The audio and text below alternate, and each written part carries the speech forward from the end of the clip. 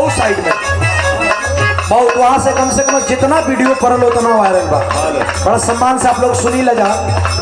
लड़का कहा तका तोहके बना के लगी कनिया, तोहके बना के लगी कनिया, काई घेले खातिर परेशानिया, काई घेले खातिर परेशानिया।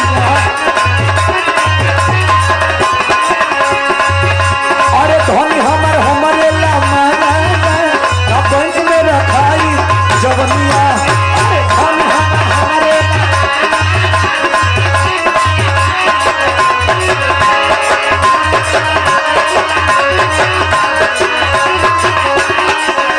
और ये एडवोकेट साहब जी सम्मानित सुभाष यादव जी के द्वारा आशीर्वाद दिया गई बा।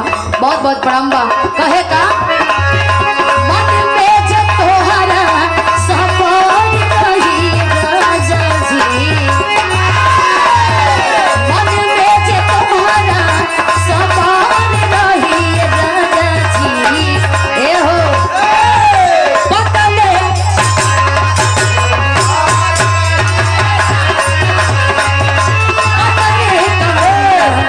सही ना, सही था, सही था।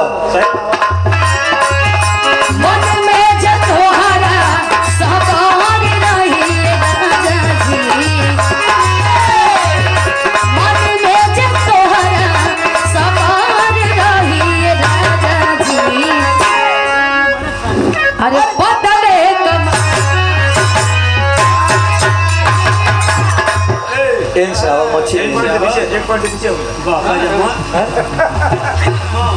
हाँ इनसे मच्छी हो गई।